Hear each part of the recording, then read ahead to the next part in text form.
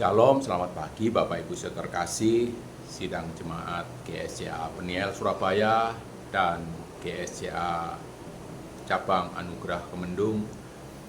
Program Gemar pagi hari ini, hari Sabtu tanggal 18 April 2026. Saya mendapatkannya di dalam 2 Korintus pasal yang ke-10, satu pasal Bapak Ibu, di mana Rasul Paulus menuliskan suratnya kepada sidang jemaat di Korintus yang begitu luar biasa berkembang karena menjadi kota yang sangat besar, begitu banyak orang-orang yang pinter, tetapi dalam perkembangannya jemaat di Korintus terbagi menjadi beberapa banyak golongan. Mereka menggolongkan satu dengan yang lain, membandingkan satu dengan yang lain, sehingga dalam perjalanan perkembangan sidang jemaat di Korintus maka akan terjadi suatu pemisah-pemisah. Dan Rasul Paulus menyatakan bahwa dia sendiri secara pribadi punya sikap bahwa dia tidak mau digolongkan kepada golongan-golongan tertentu. Tetapi dia mengirim surat kepada sidang jemaat di Korintus di dalam 2 Korintus pasal ke-10 ayat yang ke-7 mengatakan seperti ini Bapak Ibu saudara terkasih. Tengoklah yang nyata di depan mata kamu. Kalau ada seseorang benar-benar yakin bahwa ia adalah milik Kristus, hendaklah ia berpikir dalam hatinya bahwa kami juga adalah milik Kristus sama seperti dia. Rasul Paulus menyatakan dirinya bahwa semua orang Kristen, semua orang yang percaya kepada Kristus adalah milik Kristus. Maka masing-masing pribadi yang menyatakan, yang percaya bahwa dirinya adalah milik Kristus, maka menganggap semua orang percaya adalah milik Kristus. Tidak perlu adanya pembanding, tidak perlu adanya golongan-golongan.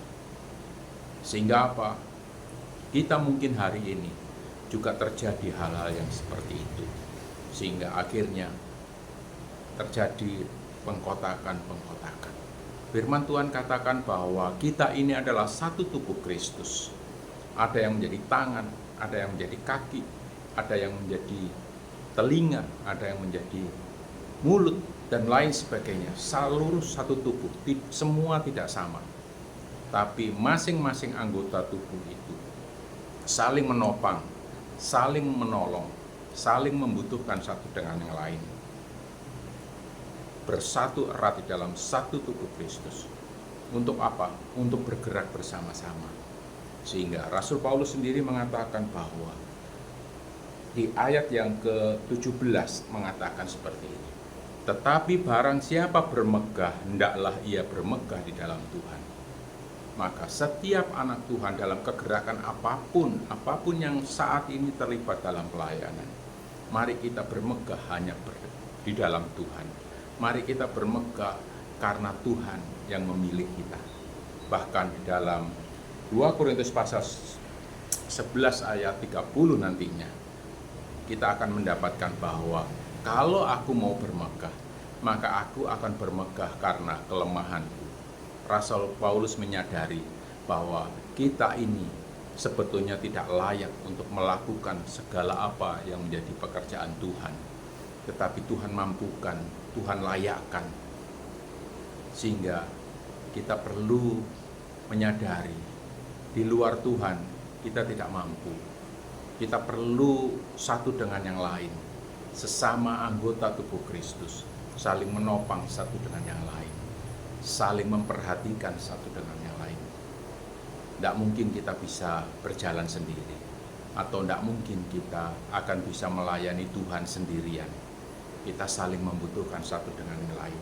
Yakinan percaya pada saat kita tahu bahwa kita ini lemah, kita bukan superhero, kita bukan orang yang kuat dalam segala hal. Kita memiliki kelemahan-kelemahan tersendiri. Kita perlu dukungan, kita perlu campur tangan orang lain, kita perlu pertolongan orang lain untuk kita bersama-sama melakukan pekerjaan Tuhan. Karena itu Bapak Ibu, saya tertarik dengan firman Tuhan di Amsal pasal yang ke-24 yang hari ini juga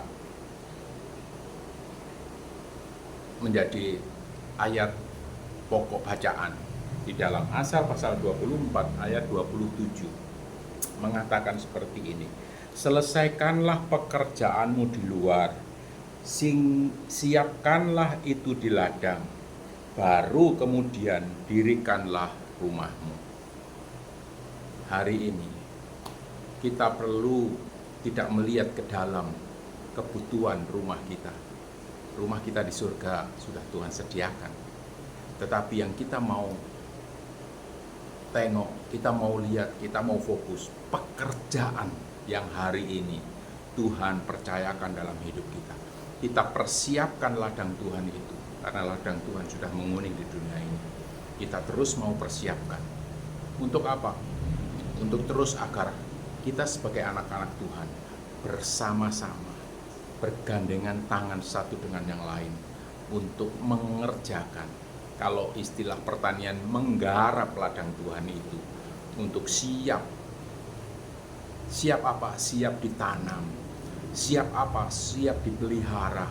Dan akhirnya siap untuk dituai bagi hormat dan kemuliaan nama Tuhan. Karena itu Bapak Ibu, pagi hari ini mari kita mau menyadari bahwa satu dengan yang lain, kita ini semua milik Kristus dan kita semua saling membutuhkan satu dengan yang lain. Yakin dan percaya pada saat kita sehati sepikir di dalam Tuhan, kita bisa melakukan pekerjaan Tuhan dengan kekuatan yang daripada Tuhan. Mari kita bermegah di dalam Tuhan karena kita mau dipakai oleh Tuhan. Di nama Tuhan pagi hari ini kita mau beraktivitas dengan terus mengandalkan Tuhan. Tuhan Yesus memberkati kita semua pagi hari ini. Kita mau lakukan segala perkara apa yang Tuhan sudah percayakan, hanya untuk hormat dan kemuliaan nama Tuhan. Amin. Mari kita berdoa. Tuhan Yesus, kami mengucap syukur atas kasih karunia yang Tuhan berikan dalam hidup kami. Pagi hari ini kami menyadari bahwa kami ini lemah, kami memiliki keterbatasan. Kami memerlukan pertolongan, bergandengan tangan dengan sesama kami untuk kami melakukan pekerjaan Tuhan yang Tuhan percayakan dalam hidup kami. Tolong Tuhan, pagi hari ini dalam segala aktivitas hidup kami, Tuhan menyertai dan Tuhan memberkati kami. Terima kasih Tuhan Yesus, dalam nama Tuhan Yesus Kristus kami berucap syukur. Haleluya. Amin. Selamat pagi Bapak Ibu terkasih, Tuhan Yesus memberkati kita semua.